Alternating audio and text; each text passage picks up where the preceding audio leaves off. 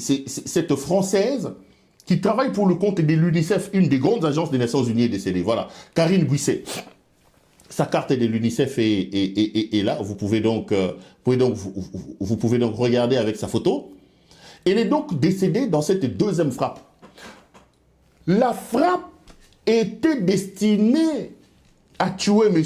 Joseph Kabila Kabange. Parce qu'en réalité, la maison, le complexe des appartements où la Française est décédée n'est pas loin de la résidence de M. Joseph Kabila. Mais ce soir, je peux vous confirmer que Kabila se porte bien, que tout va bien pour M. Joseph Kabila. Donc, vous pouvez donc retenir ceci. Je confirme que la ville de Goma a bel et bien été victime aujourd'hui des frappes des drones. Que les drones qui ont été utilisés sont des fabrications turques, des tailles Onka, que ce sont des drones transporteurs de missiles et non pas des drones kamikazes. Ces drones sont partis de Kisangani, de l'aéroport de Gbangboka Kisangani, et ces drones avaient pour cible principale M. Joseph Kabila Kabange. Le premier missile largué a raté sa cible et a fini sa course au lac Kivu. C'est le deuxième qui a touché un peu les murs de la maison de Kabila, mais qui a véritablement fini sa course au niveau du complexe des appartements luxueux où se trouvait donc Madame Karine Busset, employée de l'UNICEF, qui est donc décédée dans cette attaque des drones. Je vais dire 2-3 choses avant de continuer l'émission. Laissez-moi vous faire constater une chose. De un, c'est mon incompréhension, ma colère et mon indignation par rapport au comportement irresponsable, comportement idiot de ce régime incarné par un médiocre qui s'appelle Félix Tshisekedi. Goma n'est pas une zone de guerre, ce n'est pas une zone de front. Il n'y a aucune ligne de front à Goma. Que Tshisekedi bombarde à Minembwe, ou je ne sais pas moi, que Tshisekedi bombarde là où il y a la guerre, on peut se dire que nous sommes en guerre. Mais que comme président de la République, chargé de veiller à la sécurité de tous les Congolais, que l'homme décide de faire décoller les drones pour bombarder une zone densément peuplée, où il n'y a que des civils. Imbi, c'est le quartier VIP de Goma. C'est le quartier où il y a les Onusiens. Il n'y a aucun camp militaire. Il n'y a aucune réserve d'armes là-bas. Il n'y a aucun fonds à Imbi. Que M. Tshisekedi décide de bombarder ce coin, je me pose encore la question aujourd'hui sur la rationalité et le sérieux de ces bandits de Félix Tshisekedi.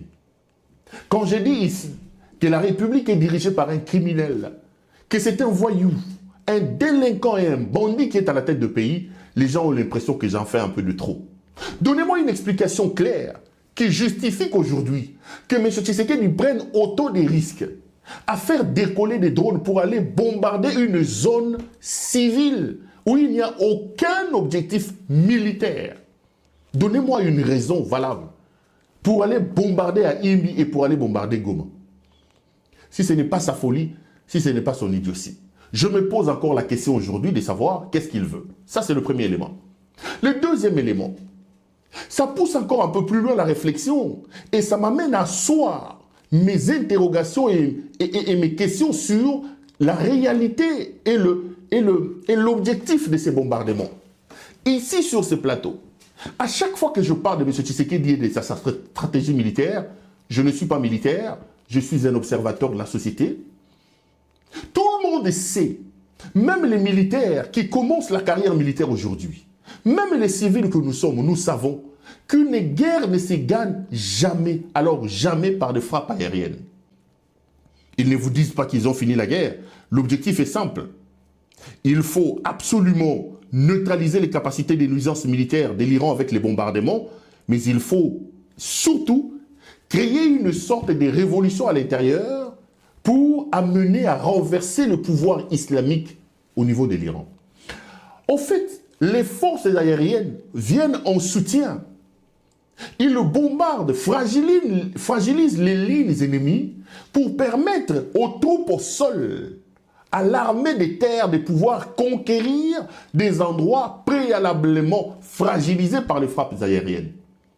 Mais aujourd'hui, Tshisekedi engage des millions de dollars. Tshisekedi engage des mercenaires qui vont bombarder certains endroits, non pas dans l'objectif de les récupérer, mais dans l'objectif de semer la terreur, de faire un harcèlement. Je me pose la question sur les objectifs réels. C'est là que je parle de l'idiotie et de la folie de ce régime. Je vais vous faire rire, ce n'est pas la première fois que je vous raconte. Moi, j'ai vécu 2 ans presque de mon exil en Tanzanie et je me suis fait des amis là-bas. Je vous ai déjà raconté cette anecdote.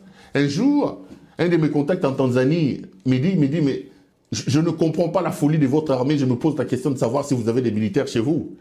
Je lui ai dit, bon, continuez à te moquer de nous, qu'est-ce que nous avons fait? Il m'a dit, nous étions à Goma, nous, l'armée tanzanienne, vous savez que j'ai toujours dit que Goma, tu sais qu'il y avait placé un arsenal assez important, il y avait plusieurs armées, un arsenal militaire impressionnant. Et les Tanzaniens intervenaient avec l'artillerie lourde. Alors il était en train de m'expliquer, il m'a dit, l'artillerie lourde a pour rôle de pilonner.